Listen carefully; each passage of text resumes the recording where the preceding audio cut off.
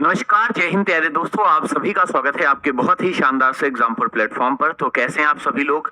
तो हो चुकी है पीर पर्वत से पिघलनी चाहिए, इस बार हिमालय से कोई गंगा निकलनी चाहिए।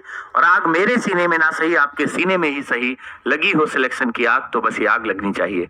प्यारे विद्यार्थियों, क्लास को शुरू करते हैं। आप सभी लोग जानते हैं जीके जीएस में हम सभी लोग 100 में से, साथियों ध्यान रखना, लगभग 90 प्लस अंक लाने के लिए ये पूरा का पूरा पेपर सॉल्व करते हैं, जहां पर आपको जीके जीएस में हम 100 में से 100 प्रश्नों की पूरी तैयारी कराते हैं। तो हमारे भारत में जो उपनिषद है इनको हम वेदांत के नाम से जानते हैं, और ये हमारे हिंदू धर्म का, साथियों ध्यान रखना, दर्शन कहे जाते हैं। तो बताइए उपनिषद क्या है? तो दार्शनिक ग्रंथ है। इनकी अगर हम संख्या की बात करें तो संख्या में ये 100 साथियों 8 आपको मिलेंगे। इनमें से साथियों आपने पढ़ा होगा नचिकेता और यमराज के बीच में जो संवाद है, ये कठोर उपनिषद में साथियों दिया गया है, आप लगा लीजिएगा। कठोर उपनिषद में यज्ञ को फूटी नाव कहा गया है। तो बताइए यज्ञ को फूटी नाव जो है वो किस उपनिषद ने कहा गया है? तो इसी में यज्ञ को फूटी नाव जो है वो साथियों कहा गया है कठोर उपनिषद में ही। छांदोग्य उपनिषद जो है ये भगवान कृष्ण के बारे में वर्णन करता है, कृष्ण के बारे में बताता है कि उनके जो गुरु हैं वो साथियों ध्यान रखेंगे घोड़ा अंगिरस है। कौन है भाई? तो इनके गुरु का नाम घोड़ा अंगिरस जो है वो साथियों बताया गया है, तो इनको आप नोट कर लेंगे। अगर बृहदारण्यक उपनिषद के बारे में बताया जाए तो ये सबसे बड़ा उपनिषद है। आपसे पूछेगा सबसे बड़ा उपनिषद कौन सा है, तो बृहदारण्यक उपनिषद जो है वो सबसे बड़ा है। देखो बृहद का मतलब भी होता है बड़ा, तो बृहदारण्यक से सबसे बड़ा उपनिषद आपको याद हो जाएगा।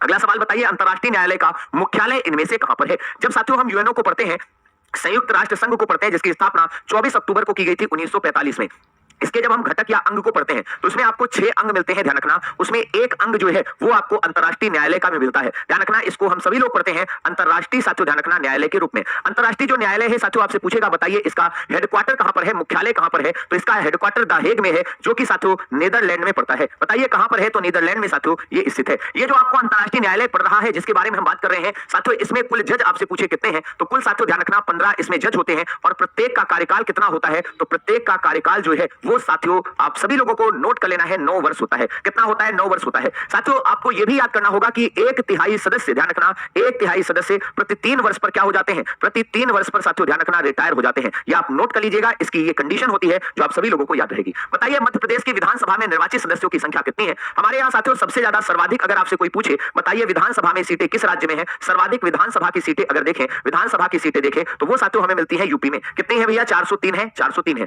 इसके बाद वेस्ट बंगाल में आपको मिलेंगी साथियों ध्यान रखना जो 294 के करीब है, और साथियों महाराष्ट्र में 288 के करीब है। साथियों अगर कोई पूछे न्यूनतम बताइए हमारे यहाँ किस राज्य में है, तो न्यूनतम आप सभी लोग याद रखना विधानसभा सीटें जो है वो सिक्किम राज्य में है। मात्र साथियों ध्यान रखना लगभग इसमें 32 सीटों का प्रावधान जो है वो किया गया है। सिक्किम में साथियों ध्यान रखना सबसे कम सीटें जो है वो आप सभी लोगों को मिलेंगी। अगर हम बात करें साथियों मध्य प्रदेश की विधानसभा में तो 230 मात्र साथियों इसमें आपको विधायक मिलते हैं, जो आप सभी लोगों को याद होने चाहिए। अगर आपसे कोई पूछ दे बताइए विधानसभा में अधिकतम कितने सदस्य हो सकते हैं, तो अधिकतम की अगर हम बात करें, अधिकतम की बात करें तो अधिकतम 500 सदस्य हो सकते हैं, ये प्रावधान है। और न्यूनतम की बात करें तो न्यूनतम साथियों ध्यान रखना आप मात्र 60 सदस्यों को रख सकते हैं। तो ये आप सभी लोगों को याद रखना चाहिए, इसमें ये प्रावधान जो है वो साथियों किया गया है। एक बार सभी लोग सेशन को बिना देरी के हुए साथियों शेयर कर देंगे, क्योंकि अपने सारे साथी जो है जो अभी क्लास से नहीं जुड़ पाए हैं उनको भी साथियों जोड़ना है, और उनको भी बताना है कि भाई इस बार होमगार्ड में साथियों सिलेक्शन बिल्कुल आसानी से लेना है, मेहनत करनी है, जी जान लगाना है, लेकिन अपने आप को इस बार खड़ा करना है। तो साथियों आप में से सारे साथी एक बार शेयर कर दीजिए बनाबन तरीके से, और एक भी साथी बिना किसी देरी के साथियों क्लास में साथियों जुड़ जाएगा। सारे क्वेश्चन आपको ऐसे कराऊंगा जैसे आपको लगेगा कि नहीं आप पेपर कर रहे हैं। बताइए समाजवादी शब्द को भारतीय संविधान की प्रस्तावना में किस संशोधन के बाद साथियों जोड़ा गया था? हमारे यहाँ भारतीय संविधान में समाजवादी शब्द जो है इसके साथ में पंथ निरपेक्ष शब्द है, ध्यान रखना। पंथ निरपेक्ष का एक मतलब ये भी है कि धर्म निरपेक्ष, ध्यान रखना। ये जो शब्द है पंथ निरपेक्ष, इसको ऐसे ही जोड़ा गया है, इसके साथ समाजवादी ध्यान रखना, और साथ में अखंडता, ये 3 शब्द हमने जोड़े हैं। अखंडता साथियों ध्यान रखना, ये 3 शब्द हमने 42वां जब संशोधन किया गया था तो 1976 में प्रस्तावना में साथियों हमने ऐड कर दिए थे। तो ये आप याद रखेंगे 42वां संविधान संशोधन। अगर पूछे 44वां कब किया गया, तो 1978 में किया गया था, और इसके माध्यम से हमने जो संपत्ति का अधिकार है उसे कानूनी अधिकार बना दिया था। तो संपत्ति का अधिकार जो है उसको क्या कर दिया था, तो मेरे दोस्त कानूनी अधिकार बना दिया, कानूनी अधिकार बना दिया, और इसे 300A में रख दिया। तो ये आप नोट कर लेंगे। 74वां संविधान संशोधन 1993 में साथियों हमने लागू कर दिया था, और ये नगर निकाय से जुड़ा हुआ है। तो ये सारे जितने भी साथियों आपको मैंने बताए इनको आप नोट डाल करके लिखते जाइएगा। जंतुओं में होने वाले फूट एंड माउथ रोग, सबसे पहले एक बात याद रखना, आपने कभी मुंह में मुहासे देखे?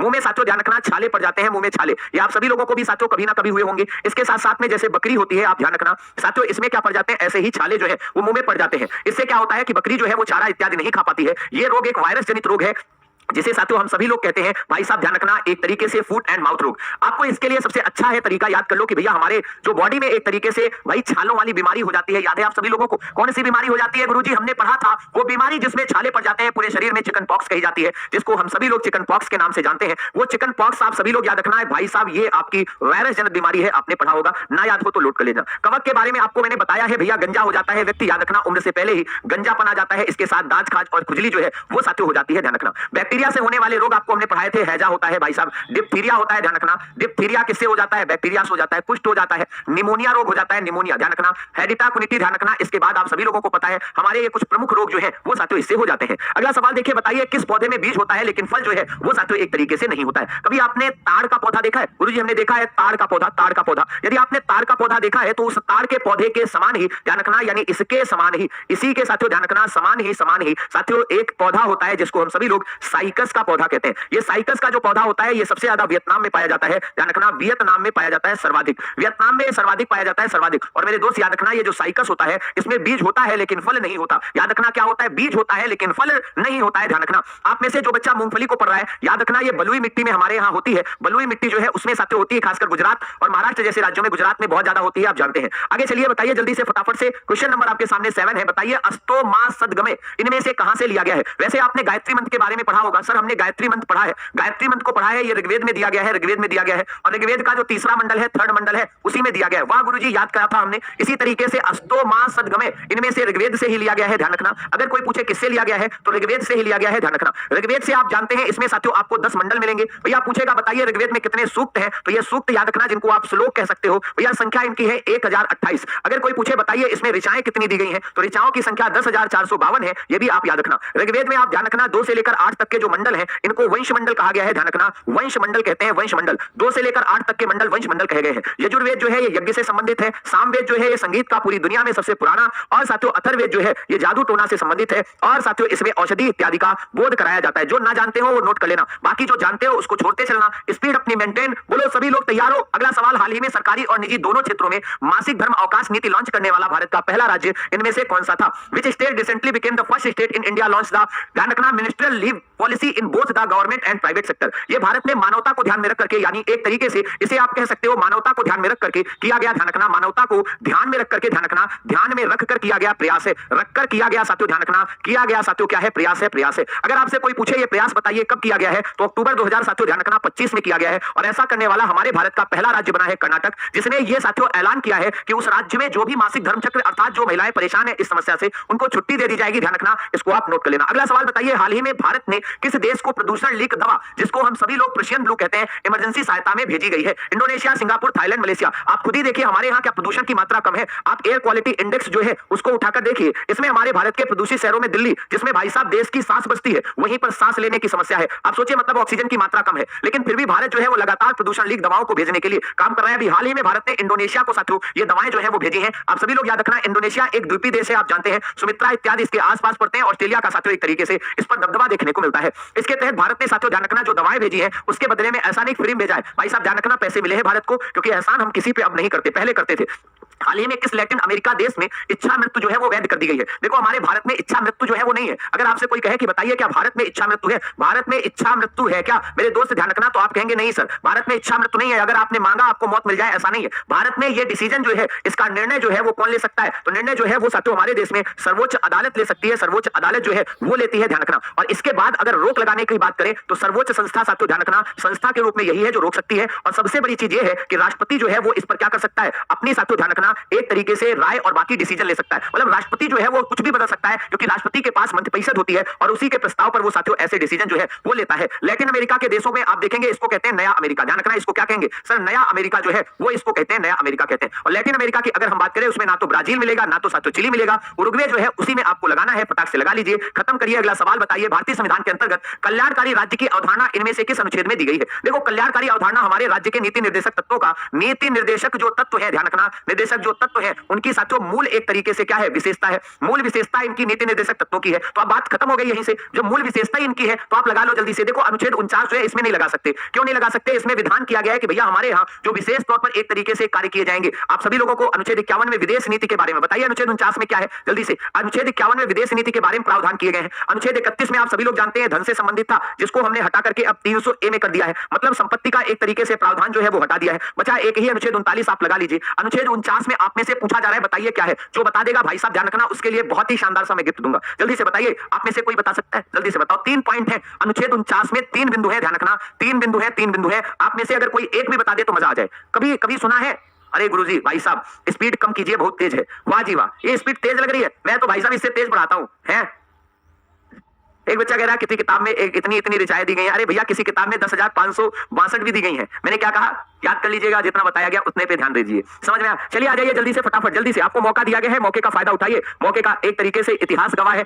आपको मैंने बताया था ऐसे कॉलम बना लीजिए। अगर आपको नहीं पता कोई बात नहीं, हमने ऑलरेडी साथियों इसको पढ़ा रखा है। अगर आपने नहीं पढ़ा है तो कोई दिक्कत नहीं। इसमें कहा गया है यदि आप किसी स्मारक को घूमते हैं, यदि आप किसी स्थान पर जानते हैं जो कि राष्ट्रीय महत्व का है, या साथियों अगर आपको कोई ऐसी वस्तु मिलती है उदाहरण के तौर पर जैसे रेलवे इत्यादि, तो इसके बारे में आप सभी लोगों को याद रखना है भैया सुरक्षा करनी है। इसको साथियों क्या करना है भैया, सुरक्षा करनी है। अर्थात इन महत्व के जो क्षेत्र हैं इनमें साथियों ध्यान रखना है, आपको विशेष तौर पर ध्यान रखना है। तो ये आप सभी लोग याद रखिएगा, इनके बारे में विवरण दिया गया है, आप नोट कर लेना। बताइए भारतीय संविधान का कौन सा अनुच्छेद राज्य सरकारों को ग्राम पंचायत के गठन के बारे में बताता है? अब बताओ, ये सवाल वो सवाल है जो गांव में प्रधान इत्यादि के बारे में पूछ रहा है। तुमने गांव में कभी प्रधान के बारे में सुना है? गुरुजी सुना था, गांव का प्रधान होता है। गांव का प्रधान तो होता है, लेकिन किसके कहने पर? मेरे दोस्त हमारे यहाँ गांधी जी जो थे, देखो गांधी जी से प्रधान जी को याद करना। गांधी जी के राम राज्य की अवधारणा जो है वो गांव से आती थी। गांधी जी कहते थे असली साथियों शक्तियां गांव में है, इसीलिए उन्होंने ग्राम प्रधान के बारे में चर्चा की थी। हालांकि बाबा साहब अंबेडकर इस बात से ठीक सही तरीके से संतुष्ट नहीं थे, क्योंकि इसमें पुरुष और साथियों एक तरीके से कह सकते हो कि एक तरीके से उन्हीं का दबदबा रहता है। जैसे मान लो प्रधानी का चुनाव आज एक महिला प्रत्याशी लड़ने गई भी, तो सोचो क्या उसके साथ में उसके हस्बैंड का नाम नहीं लिखा जाता? लिखा जाता है। यही बात जो है वो बाबा साहब अंबेडकर को सही नहीं लग रही थी।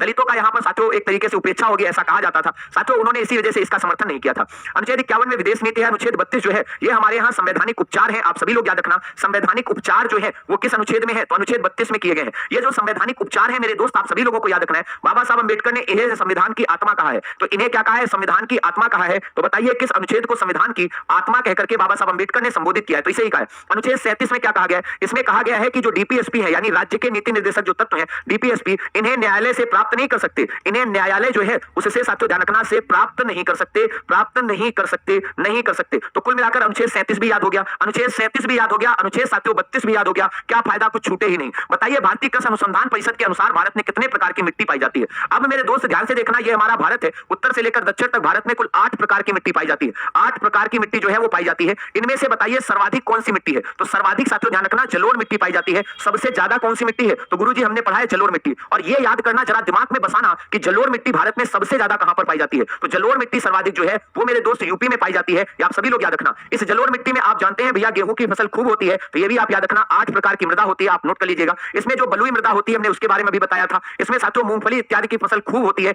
हमने साथियों इसमें काली मृदा के बारे में बताया था आपको। चिकनी मिट्टी, अच्छा काली मिट्टी कपासी मिट्टी भी होती है। जो चिकनी मिट्टी होती है ध्यान रखना, इसमें साथियों ध्यान रखना जल एक तरीके से धारण करने की क्षमता जो है वो जलोढ़ के बाद ज्यादा होती है। तो ये सारी कुछ मिट्टियां हैं जो आप सभी लोगों को विशेषतः याद रखनी है। बताइए भारत की सर्वाधिक महत्वपूर्ण मिट्टी कौन सी है? अब इसमें तुम्हें मिट्टी की सौगंध है अगर तुमने गलत बताया, भाई साहब ध्यान रखना, इनमें सौगंध है, सबसे प्रमुख मिट्टी कौन सी है गलत बताया तो। जरा देखो तुम्हें लेटराइट मिट्टी अभी हमने बताई सर, इसमें ड्राई फ्रूट्स खूब होते हैं। लाल मृदा भाई साहब आप सभी लोगों को याद रखना है, ये जो लेटराइट मृदा है इसके बारे में ये भी याद रखना कि इसमें कॉफी ऑफी खूब फसल होती है। भाई साहब ध्यान रखना, ये आपको याद रखना। और वैसे भी ये मृदा जो है ये भारत के दक्षिण भाग में खूब पाई जाती है। काली मृदा जो है ये कपास की खेती के लिए खूब बढ़िया से जानी जाती है।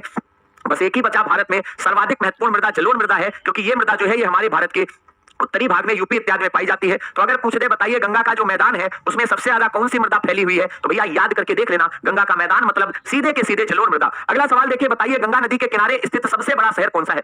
मेरे दोस्त याद करिएगा, लगभग 1140 किलोमीटर गंगा नदी जो है वो साथियों ध्यान रखना यूपी में बहती है। यूपी में, और आप जानते हैं 2525 किलोमीटर टोटल साथियों ध्यान रखना गंगा मैया जो है उनकी लंबाई है। तो गंगा की लंबाई इतनी है और यूपी में इतनी बहती है। ये साथियों ध्यान रखना यूपी के 28 जिलों से होकर जाती है और बिजनौर से साथियों मेरे दोस्त ये प्रवेश करती है। तो बिजनौर से साथियों ध्यान रखना ये यूपी में क्या करते हैं? यूपी में प्रवेश करती हैं, प्रवेश करती हैं, ध्यान रखना प्रवेश कहां से करती हैं? यूपी में। अब आप सभी लोगों को यह समझ में आया। अब इसके बाद जो गंगा मैया है इनके तट पर साथियों ध्यान रखना कानपुर एक ऐसा शहर है जो सबसे साथियों ध्यान रखना बड़ा है। अब आप ध्यान रखना सबसे बड़ा अगर आपसे शहर पूछे तो तुरंत कानपुर को आप लगाइएगा, खटाक से आप नोट कर लेना। इलाहाबाद में गंगा का यमुना से संगम होता है, तो बताइए गंगा का यमुना से संगम कहां पर होता है? तो यमुना से साथियों ध्यान रखना संगम यहीं पर होता है। बताइए पटना में क्या होता है? तो गंगा का साथियों ध्यान रखना सोन नदी से क्या होता है? संगम होता है। तो सोन से साथियों ध्यान रखना संगम होता है। तो ये बात आप सभी लोग नोट करके डाल लीजिएगा। शहर जितने भी दिए गए हैं सारे ताबड़तोड़ हैं, सवाल गलत नहीं होना चाहिए। निम्नलिखित में से कौन सा शहर गंगा के तट पर नहीं बसा है? अब जरा देखो सवाल को नजरों से नजरें मिलने दो साथियों, बात को बात में बस समझा दो। देखो तुम जानते हो बिजनौर से गंगा मैया प्रवेश करती है और बिजनौर पड़ता है मेरे दोस्त यूपी में। ध्यान रखना बिजनौर कहां पड़ता है? यूपी में पड़ता है। अब यूपी का ये मैप तुमने हमने पढ़ा और यहां से भैया बिजनौर से प्रवेश करी, बिजनौर से प्रवेश करी, ये भैया देश की दिल या राजधानी दिल्ली यहां पर पड़ती है। दिल्ली जो है ये यमुना नदी के किनारे पड़ती है, आप सभी लोगों ने पढ़ा होगा, और आगे जाकर के ये प्रयाग में मिल जाती है। लेकिन मेरे दोस्त गंगा नदी जो है उनके किनारे हमारा भाई साहब दिल्ली नहीं पड़ता, ध्यान रखना। बाकी पटना भी पड़ता है, कानपुर भी पड़ता है, बरौनी पड़ता,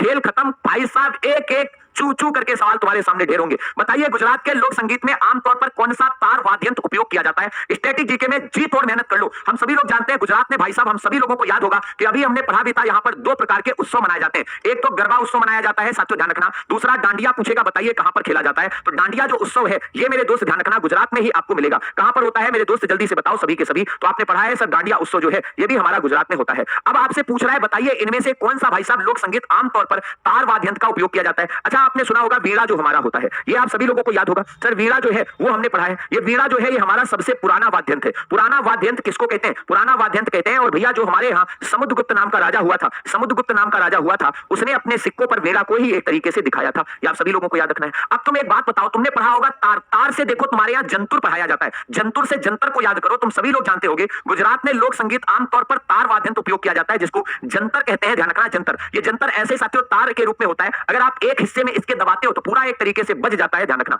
बताइए लोक रंग महोत्सव का आयोजन इनमें से किस राज्य में होता है? सबसे पहले ध्यान से देखिए रंग महोत्सव है, नोट करके जरा डालिएगा। ये रंग महोत्सव जो है इसे हम सभी लोग उपज उत्सव भी कहते हैं। क्या कहते हैं? उपज उत्सव भी एमपी में पड़ता है। तो एमपी में साथियों ध्यान रखना इसको मनाते हैं लोक रंग महोत्सव, ध्यान रखना उपज उत्सव के रूप में। अब यूपी में क्या मनाते हैं भैया? होली मनाते हैं, ध्यान रखना। और यूपी में भाई साहब एक जगह ऐसी है जहां पर लठमार होली भी मनाई जाती है। बताइए लठमार होली कहां पर मनाई जाती है? तो मेरे दोस्त नंदगांव के लड़के जब बरसाना जाते हैं तो वहां पर उनके ऊपर लाठियां बरसाई जाती हैं राधा रानी के गांव में। आप भूल जाओगे, फिर से कह रहा हूं, राधा रानी का गांव है बरसाना जहां पर उन पर लाठियां बरसाई जाती हैं। तो राधा जी का गांव है, नंदगांव के लड़के जाते हैं, आप सभी लोग याद रखना। बताइए डीएनए के द्वि आधारित संरचना, जिसको ध्यान से देखो द्विहेलिक्स कह दिया गया। द्विहेलिक्स का हिंदी में अर्थ होता है द्वि आधारित संरचना। किसने दिया था? ए ऑप्शन जो है वो मेरे दोस्त से दोस्त करेक्ट हो जाएगा। ए ऑप्शन जो है वो क्या हो जाएगा? करेक्ट हो जाएगा। ध्यान रखना बिल्कुल सही हो गया है, जल्दी से आ जाइए। ए ऑप्शन जो है वो क्या हो जाएगा? करेक्ट हो जाएगा। ध्यान रखना ए ऑप्शन जो है वाटसन और की कला वो साथियों आपका सही हो जाएगा। ध्यान रखना ये आप सभी लोग जानते हैं ऐसे कुंडली बनती